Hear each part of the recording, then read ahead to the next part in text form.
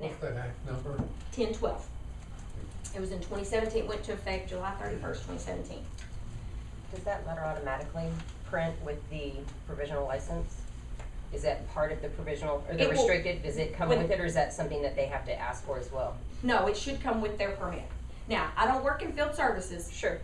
So I've not walked through a process with somebody on probation and parole, and you would basically have to physically have them with you to be able to ask for it. But yes, it's supposed to come with that and the letter of explanation as to how they can get that way. Now, say they're on probation for the next 2 years, and they're working, they're paying their fines, fees, going to group, taking their kids to school, they can keep that permit and work toward paying off everything that's holding up their driver's license. And if they do that before the end of their sentence, they can get their driver's license or their ID back. If their sentence runs out and they had so many obligations that they couldn't take care of before then, and they're off paper, probation's flat or their parole is over, that restricted permit is withdrawn. They can't keep it past the time that they're on supervision, so that's withdrawn. So we encourage, and some of those who get one and only have 6 months, a lot of times they don't have time to get it all, but we encourage them, we try to help them do the best we can to get everything taken care of. So that's only good, and it can be revoked if they get in trouble. But it's valid the whole time that they're on while they're on probation or parole? As long as they don't get in any trouble, you know, get sent back, or they fail a bunch of drug tests or something, because we can revoke that if they're not, you know, if they're not doing the conditions like they're supposed to be doing it. Say they get points for, they get behind on their probation fees, like they're $35 a month. Will that automatically revoke it? No, it should not. Okay. We have not ever sentenced anybody to go back to SSP for just not paying. I mean, it's a combination of several different things. So if we send them back to SSP, which is our supervision sanction program, we will revoke that permit until they come back, and we'll give them another opportunity to get it again. I just didn't know if they got behind on their probation fees, because they've got to be up to date with everything in order for them to get the provisional license, correct? Well, or they've got to be working toward making a good faith effort. I mean, there's several things that they're going to be working toward, and as long as they're making that good faith effort and getting there, we're not going to take that permit away. Well, I say we. I'm speaking for the agency, but it may happen in some instances, so I can't speak for, you know, all 1,000 employees that we have, but where was I going with that thought? Sorry. Anyway, that's where they get their permit. Well, we've seen that wasn't probably, it wasn't happening very often. And I know a lot of times that the probation or parolee will come in and say, well, my officer said, I asked them, and they said they didn't know how, or they didn't know anything about it, or go here, or go there. I can assure you they've all been trained. But I cannot assure you that they're all doing it when they're asked to do it. So that part, I apologize for on the front end, but I do know it is a little time consuming. So with that being said, we was like, okay, we got to try something different. So we had another legislation which will go into effect July 1st. This is probably my favorite of all, is Act 69. It will allow us to get a restricted permit before someone gets out of incarceration. So instead of trying to do it when they're already on supervision, and a lot of times they don't really even ask for it, or they won't ask for it, but this will give us opportunity and ADC to request that restricted permit if before they even get out of incarceration. When did you say that'll be in effect? I'm sorry. Do what? July 1st. Also, another part of this, which is great, you know, 895 gave us 120 days for release, up to a total of 180. Well, this will start 180 days on the date of release. So now, when this act goes into effect, they will have 180 days from the date of discharge from ADC or ACC to work off those fines and court costs to get their driver's license back. So weren't instead those just signed this week? Huh? Those were just signed this week, weren't they? Yes. 69, I think, was signed last week, but yeah, I just got a copy of it, and I'm like, oh yeah. Is that based on their TD date, or like? It's like, well, You understand? I mean, okay, 180 days before you get released. I mean, are you talking from the ADC? well, right now how it is we run the driver's license 120 days. Okay, so what it is someone, a lot of times it's 180 days, your number's gonna come up that says you're eligible for parole, and you're gonna see the parole board. Okay? Right. Okay. As soon as there's a number, a date Right. in EOMAS that generates a report 120 days before that person should be able to go home. So that gives us basically 4 months to run the individual, sit down with the individual, and see what we need to do to get that taken care of. Right. Even if they haven't made parole yet. Most of them have already made parole. It doesn't generate till then? Right. Yeah. Yeah, 120 days before the door, because they can go before the board and says, okay, you're gonna go home. We get a list that they're eligible to go home 120 days before they can get out. So we start working with them to get their information. The TE date's a tricky thing because anything can change that. Now, Yeah, anything can. Yeah. if something comes up and they get a disciplinary or there's a hold on them out of somewhere else, that time's still running on that 180 days. Right. So they may end up spending 150 before they actually make their transfer out date, or they may go the whole 180 days. So when they're released, the waiver's not there. Now, if that's the case, we have had several calls and we walk through, we go in and we look at their date of release, and we actually call the DMV and say, can you put this back on? We're gonna put the flag back on because they actually did up to the date that that 180 expired.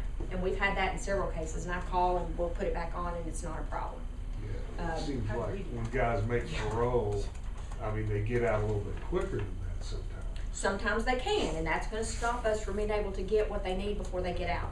And then the other two things is the EPA with the 90 days. So if they've made parole and they're coming up, then they may be out within the next 30 days. So we haven't even had a chance to get their file back. Okay. So knowing, couple questions. Knowing that most people hit the EPA every single, that's how they get released. So the vast majority, probably about 70, 80%. No. Well, Now- my 10 years working in the prison, that was about 70, 80% of the people that That get make out. it They get to EPA? EPA, yeah. And so they don't get that opportunity because they don't hit the EPA, and the ones that hit the EPA are the ones that would be like the low risk, like that's why they're eligible, which is most folks. There's not a lot of crimes that keep you from getting that. So why wouldn't we put it 6 months back so everybody would be eligible instead of just a small portion?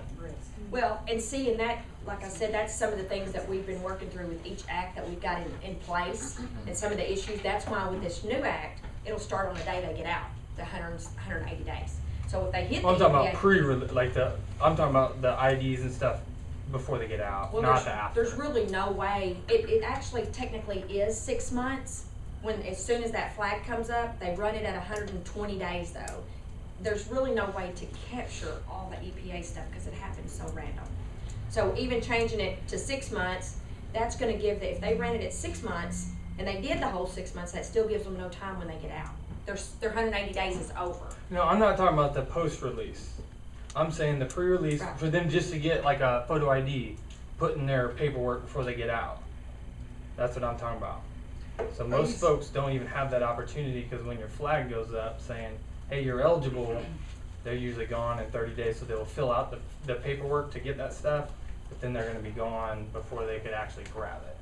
Well, even if, and the statute states we have to do it at 120 days. Okay. That's So it's when- something that needs, it would have to be a statute being changed, the time frame. And I don't know that they would change that because they put the new one in effect July 1 that says regardless of when you get out, you still got 180 days, which means they get out, whether it's to a transitional house or whatever, then we can start working on fines and court fee that day. And most of the time within the next 60 days and they've got a job, they can start paying that down. We can work with child support. We can say, hey, can we get this lifted or get them back in front of you? So that's, a lot of that may be generated why the EPA was affecting some people. So we changed it in this new act to give us from the date of release. So regardless of when they get out, good time is enacted or whatever, they may go back on a parole violation and only do 30 days. By the time they sit in county jail for 60 or 90 or 80, then they go back just enough for processing and they get out. So they don't even meet that 120-day window. So those are the variables that's going to affect a lot of people, but this new act is really going to help that. It's really going to help us and help y'all help them. The main thing for is, offenders that are coming out now, but for the thousands that are out there walking into probation and parole trying to get help, those people aren't helping them. And I know that's not your wheelhouse because you're not field services, but that is a huge part of frustration at an agency level is your clients that come in that are frustrated because they're going in doing what they're supposed to be doing and their POs aren't helping them. well, when those, and I've talked to Marty in depth about this because I know, I mean, it's everywhere, but in those instances where if you get someone who continues to come in and say, well, I've talked to my parole officer, I've asked my parole officer, they won't do nothing, that's where that needs to be reported. And then, of course, sometimes they're gonna go back in and say, no, they didn't, because we have a certain person that does it, and he's never asked for it. So then it becomes like, you know, was he really being honest? And we tell him what he needed to do, and he didn't wanna hear it. And then he comes to you and says, well, I tried, and maybe he really didn't. But those are the cases to where we would, I mean, that area, that supervisor, that boss needs to know that we have the same consistent issues when we, you know, if we don't really know, other than hearing it here, you know, if I have some examples, I can go back and say, we're getting this consistently over and over again. I know it's gonna take a long time to catch some of those. And then we've also asked, driver services, cause when we submit for it and we get it back that they can't have it, we don't get a reason. So we may put it in there, but coming back from ODS, however that system works through the restricted permit, we don't get a reason back as to why they're just not eligible. So we do it in some of those cases, and we tell them they're not eligible, but a lot of times they'll say they just won't help me get it. Yes. So if it says they're not eligible for a license, will the facility then help them get just a regular ID? Because there's also rumor within the facilities that some people won't even opt or ask anybody about getting an ID because among residents or inmates, they think you have to be there for 6 months to even be able to get that assistance in getting an ID. Like, even so, I guess that's two questions. Do they have to wait 6 months to get the help from the facility to get the ID? And if they don't qualify to get a driver's license assisted through the facility, will the facility then help them get an identification card before they leave? Yes, we will, but we even like when someone's sentenced and they come in, we cannot get them an ID. We can explain the process of this is what's gonna happen before you get out, you know, 120 days. If we gave them one as soon as they came in, they wouldn't qualify for anything else when they got out. Yeah. But explaining the process as part of the intake is this is where we're gonna go, this is what we're gonna work toward. Now, Ms. Bernard, you tell me if I'm wrong, but if we say coming in, we're gonna get you an ID, so if you get out early, you'll at least have this. We've kind of taken all that other stuff off the table for them. Yeah. So it is a process, and it's too, Timing and stuff. it's the Yes, timing and. it's the timing is what makes the difference. The way we do it is when they come in, we have orientation every 2 weeks because we turn over every 3 weeks. So at orientation, I tell them how it works. You know, I say, okay, and I don't, pardon me, but I'm just telling the truth. I don't follow that game plan. As soon as they hit my door or our door, I run their license, if I have their numbers. I then send them a letter and it says, you need to take care of Benton County, Fayetteville, whatever. You have a driver's license, you have an ID. Here's your reinstatement fees, this is what you need to do. So I give them that sheet within 2 weeks of hitting the door.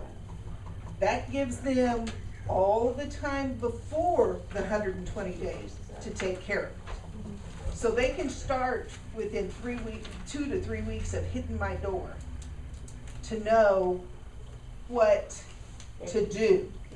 So I always try to make sure that I tell them about the ID versus the driver's license because it's an either or. Yeah. And we get a lot to where they have to see them, so I tell them, no, refuse your, you know, don't do your ID because you've taken away your driver's license. So I can't speak for everybody. I know hers is probably just about the same, but anything that we can do to get either, we're gonna do it, turn it over back. You were DCC, correct? And let me, You told me about the motion to satisfy. let me clarify a little bit of that on either or. If they pay for their ID, now, ADC, like I said, they print their own. They have their own driver's license machine. They have to do a vision test. If they fail the vision test, they have to see a doctor, get prescription, and then take it again. ACC physically takes them to the DMV to get either or. If they want to pay for that ID, they can pay for that ID, and it will leave the reinstatement flag on there. Oh, I didn't know that. If they choose to take it for free, the waiver is off of their, so if there's an either or and you tell them that and they get it for free, Okay. then that comes off. Then The it reentry is. flag, they no longer qualify for the reinstatement. They can actually take out off their books and pay the $5 and get it, and it still keeps the Yes. flag. For the 180 days. Carrie, will you go into detail, because I had her go into detail with me, fines and fees versus reinstatement, Oh, and yes. how those are totally separate, and how important it is that we explain this to them. Yes. because this was eye-opening to me. Okay, so every time basically someone goes to court and gets their driver's license suspended, whether it's for a fine, court fees, FTA, child support, there's a $100 reinstatement fee put on every one of those. Traffic offense, speeding ticket, multiple, driving on suspended license adds another reinstatement fee. So every charge. Every charge, So if you like got on 8 that charges. violation thing that I showed you, Has a and multiple $100 counties. reinstatement Now, if fee. they've done it across the state of Arkansas, they're in Washington County and Polk County and Yale County and, you know, Pulaski County, it's a reinstatement fee on every offense, traffic or not, that they got. It's $100. Some of them come out with just the one-time $100, and some of them come out with $1,500 to $2,000 to $3,000 reinstatement fees. And we do everything we can do to educate them to say, this is what you need to do to get this waived. Now, if they take one of those and they get out, their reinstatement fee is no longer any good. This is, if they get the free ID from the DMV, then their reinstatement fees are not paid. Right, because it That takes to that me, flat off. so if they pay $5 for their ID, then they get their fines and fees, which are separate than their reinstatement. If they pay their fines and fees, The reinstatement fee is waived, then all their reinstatement fees are paid. and they get their driver's license back. But if they pay that $5, it's not. And to teach them the difference between reinstatement fees and regular fines and fees. So they have to pay fines and fees regardless in order to get their driver's license back. Once they pay those, and they're still within that window of opportunity, those reinstatement fees are waived. So that's $1,500 or $2,000 they don't have to worry about because they've taken care of all these other counties. And you can, as a provider and as someone that works with someone, you can go on to My DMV. If you have a license number, their date of birth, their last name, and you can print them off a reinstatement letter. This is for the 60,000 people that are on supervision. You yourself as a provider, it's a public website. We have it on our public website. Click on the link, go down to where you're wanting to get a reinstatement letter, and you type in their information if you have it, and it will tell you something you can print off and hand to them and say, this is why you can't get it. You gotta have an interlocking device, or you gotta take a MAD class. And it'll tell you all your, they'll give you the reinstatement letter and the reinstatement requirements. Yes. Yeah, But the My DMV, Yeah, which is on the ACC website, you can go by yourself too. But so the thing is, a question I have is, so Ms. Bernard actually helped me with this when I was in ACC, was a motion to satisfy my fines and fees. But a lot of girls don't know this. If they knew that right when they got in, hey, which sometimes you've got to write the court 3 times, sometimes they do, sometimes they don't. But would that affect it at all if they are able to have that information, get a motion to satisfy, then close to their end date, if they get that motion to satisfy for that one court or all of the courts, so then their stuff is paid, is that gonna affect it if it was satisfied, or does it have to be cash paid out? No, if it's satisfied, if they've taken that court fees and fines off there and they've satisfied whatever that suspension was for, then it's done. That court fine and fee is done. But they need to do that for all, they would have to do it for all courts that they owe, and they're gonna have a court fine and fee in every one of those. Your reinstatement fee is DMV fee. Yeah, that's separate, yeah, but in order to get your license, all of your fines and fees have to be paid. So Or released, and as soon as it shows released, then it's done, it's no longer at all. Yeah, because that's the issue, is most of them can't get their license within that time, whether the facility's taking them or when they get out, because of all the fines and fees. But if I, as an inmate, knew when I first got in, hey, I could do a motion to satisfy, which is literally just a girl, the inmate, whoever, writing a letter to that court and then satisfying it, that 4 months while they're waiting to get to there, that could be does that make sense? To where And I can tell you, in intake, they try to explain that to them and start working through it with them while they're in there. Yeah. I mean, we've gotten kind of a long way since they started this in 2015 as well, because it's a learning curve for everybody. But now, like, I had an instance yesterday, well, he told me, no, it wasn't you, it was one of the ladies, and she said, well, now, I sent them down to the DMV, she's transitional house, you may remember this, I sent them down there with $5 and tell them, pay for your ID so that flag doesn't come off. Of course, they get down there and the person's like, well, you can get it for free. It's like, cigarette money, I'll take it for free. Well, then their flag comes off.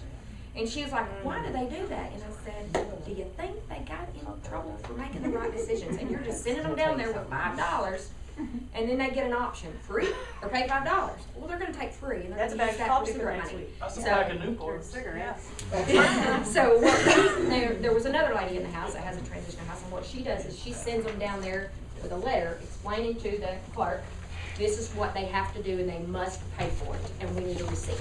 So that way the flag doesn't come off. So she shared that information with the rest of the directors, so if they could come up with just a standard letter, if you're gonna send someone with their $5, they don't take it for free, we'll buy you cigarettes. We just ran into the reinstatement fees aren't getting taken off, like even if that's all, like they're meeting those requirements. They're just suspending them until they can afford it. Are you talking about to get a provisional? No, I'm Oh, talking you're about just talking about in reinstatement fees general? in general, like from our walk-in clients, I know what Britt was dealing with is still if they're meeting that, they're not, the reinstatement fees aren't coming off. Because that 180-day window is gone, It's already and that's what I'm closed. hoping this new act starting in July is gonna make all the difference in the world, because they'll have 180 days from the day they walk out the prison door. Now, the DMV did ask, because I told her, I had a meeting with them on Friday, because I knew this was coming up, and I said, collectively across the state, every one of your county offices do something totally, or state offices do something totally different. They'll accept a letter of approval on the insurance, or this one won't. And this one will take a sentence component, but this one wants a judgment commitment. Well, and they threw it back at me, and I took that and said, well, it's because they come in with all different types of stuff. So we have to tell them certain things. You tell us what you would like for us to have. We'll take it to our board, we'll look at it, and if we can confirm through your agency that that is who that person says it is, because of that documentation, we'll accept it, and we'll send it out statewide that says if someone comes in and this is what they've got, they qualify. So I'm making a list of, they said they would take like 4. For the driver's license? Driver's license or ID. Because it's supposed to be, your sentencing and release on the federally accepted forms of ID Right. for inmates. Those 2 forms, doesn't matter what DMV within, They gotta have 2 of them, but they can't be sentence component and judgment commitment, because that's the same one. Just one of them did incarceration and one of them did probation. yeah. So they have to have something else with that. Well, they were bringing in multiple things, and the DMV was like, some of them will say, yeah, I agree with you, I'll take that, and some of them are like, absolutely not, I'm staying strictly by this. So I'm gonna send out some stuff, maybe their discharge summary that shows their information on it, put the sentence component, judgment commitment, and I asked them, please don't make them certify that, because they may have been incarcerated for 10 years. Getting a certified copy would almost be like impossible. Yeah. So they said, that's fine, as long as it's got the file date on it. I mean, we know who they are when they're incarcerated. Well, now that's something too, they may have been sentenced under an alias, and I talked to them about this, I said, we give them an inmate ID, if they have nothing else, we're supposed to be giving them their inmate ID when they get out.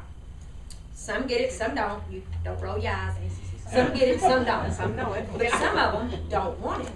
Do you want to take this with you? Now, our agency, as far as I know, and if they don't, tell me, and I'll talk to them about it, they give them an option. ADC gives them an option. Do you want your inmate ID? And walking out the door, they're like, no, I'm out of here, I don't want that. And then some of them don't even get asked. Well, do we tell them that this could help you with Well, nowhere blah, blah, blah, blah? will I take mean, them. I was gonna say, That's nothing's the gonna no take place that. will Now, take our The ID. Department of Vital Records will take that and give them a birth certificate based on their inmate ID. I called them myself, because ADC said, ADC is the one that told me, no, we don't give it to them because nobody will take it. So I called Vital Records and they said, yes, we will take an inmate ID. and For give them- Arkansas. For Arkansas, and give them a birth certificate. So some get out with it, some don't. I know that. I don't stay on top of that, but I mean, that's records. That's me, not me. Now, ADC releases from all units, so every records department's probably gonna do it something different. They may release at midnight, they may get everything in their file, and they may not. That I really don't know, but I did ask the DMV if they would take that as a second form of ID. And they said they never have, because they've always been told that someone may be sentenced under an alias, that maybe ADC didn't confirm that that wasn't, they just done their judgment, their sentence on that alias. And then they find out different when they get out, but I have asked her if they have one of these other pieces of documentation from ACC or ADC, along with that inmate ID, and you can call them, we can confirm it, would you accept it? And they are at least going to consider it when I send it to them, so, maybe, keep your fingers crossed. All right, well, thank you so much, Carrie. We're gonna shift from policy to practice.